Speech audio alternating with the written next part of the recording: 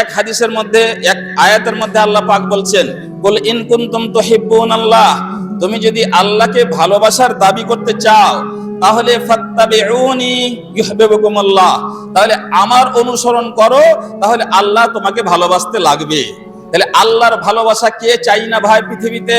আল্লাহর ভালোবাসার দরকার নেই এমন কথা কে বলতে পারে? কেউ বলতে পারে না। সবাই আল্লাহর ভালোবাসা চায়। তাহলে আল্লাহর ভালোবাসার চাওয়ার মেন গেট হচ্ছে, প্রথম পর্ব হচ্ছে, মেন শর্ত হচ্ছে ফাত্তাবিউনি ইউহিব্বুকুমুল্লাহ, আমার অনুসরণ করবে, তাহলে তুমি আল্লাহর ভালোবাসা পারবে। যতই তুমি যুক্তি খাটাও না কেন, যতই বড় বড় কথা বলো না কেন, আর যতই বড় বড় বই পুস্তক লিখে দাও না কেন, আল্লাহর রাসূলের সুন্নাতকে মুমিনদের অন্তর থেকে মুছে দেওয়া সম্ভব হবে না। বিশেষ করে যারা আল্লাহর প্রতি বিশ্বাস রাখে এবং জান্নাত লাভ করতে চায় আর জাহান্নামের মতন ভয়াবহ জায়গা থেকে নিজকে বাঁচাতে চায়, তাকে সুন্নাহর পথ থেকে সরানো সম্ভব হবে না।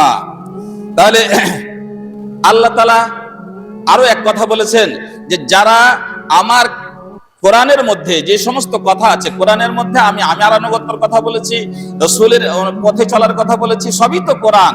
তাহলে তাদেরকে যেন বলা হচ্ছে, যারা বলে শুধু কোরআন মানবো, তোমার সুন্নাহ মানবো না, কোরআন মানবো, রাসূলের সুন্নাত মানবো না, তার হাদিস মানবো না, তাদের জন্য যেন আল্লাহ রাব্বুল আলামিন আরেকটা আয়াতে বলছেন, আফাতুমিনুনা বিবাযিল কিতাব ওয়া তাকফুরুনা বিবায, তোমরা কি আমার এই কিতাবের এক অংশের প্রতি বিশ্বাস রাখো আর এক অংশের প্রতি বিশ্বাস রাখো না? 17-18টি আয়াতের মধ্যে সরাসরি আল্লাহ রাব্বুল আলামিন আমার ইতাআত করো, আমার রাসূলের ইতাআত করো চিৎকার করে করে বলছেন। আর কোথায় আমরা সেই দুঃসাহসিকতা পেয়েছি যে আল্লাহকে মানবো, রাসূলকে মানবো না, আল্লাহকে মানবো, রাসূলকে মানবো না, তারপরও আমি আবার রাসূল হয়ে থাকবো? এই সুন্নাহ হলো মুসলমানদের সুন্নাহ, যা সাহাবায়ে কেরামের যুগ থেকে নিয়ে অদ্যাবধি যত উলামা, আইম্মা, ফুকাহা, মুহাদ্দিসিন, মুফাসসিরিন আছে, সকলেই এই বিষয়ে একমত, একজনেরও কোনো দ্বিমত নাই যে সুন্নাহর অনুসরণ করা একজন মুমিন মুসলমানের জন্য ওয়াজিব।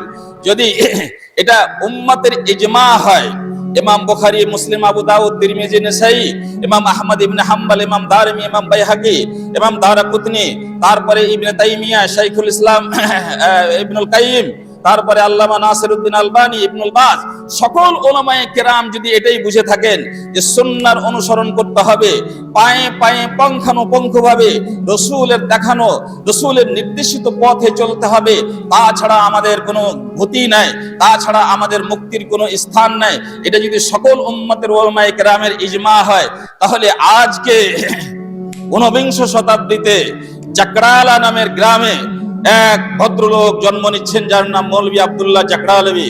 তার কথা শুনে উলামায়ে উম্মতের ইজমাকে ছেড়ে দিয়ে সেই পথে যেতে হবে। সেই মানে ভারত উপমহাদেশের কিছু কিছু জায়গায় মানে জন্মগ্রহণ করা কিছু আধপড়া লোক, কিছু আধপড়া অর্ধজ্ঞানের মানুষ, যাদের পিছনে ছিল ইংরেজদের প্রহসন, যাদের পিছনে ছিল এক বিশেষ ধরনের ষড়যন্ত্র। এই ষড়যন্ত্রের মাধ্যমে ইংরেজরা চাইছিল মুমিন এবং মুসলমান যারা, তাদের ভিতরে যে রক্ত আছে, তাদের ভিতরে যে যুদ্ধ এবং জিহাদের যে জজবা আছে, সেই জজবাটাই হচ্ছে আমাদের জন্য কঠিন এক বাধা, কঠিন এক বাধা। অন্যান্য ধর্মের মানুষদের ধর্মের ঠিকানা নাই, তাদের সেন্টিমেন্টের ঠিকানা নাই, তারাকে বিভিন্ন ভাবে অল্প অল্প করে রুটি পাউরুটি দিয়ে ভুলিয়ে নেওয়া যাবে, এবং এটাই হচ্ছে ঐতিহাসিক সত্য কথা যে তারা অন্যান্য ধর্মের মানুষদেরকে ভয় করেনি, কিন্তু ভয় করেছিল সেই মুমিন মানুষদের থেকে, মুসলিম মানুষদের থেকে।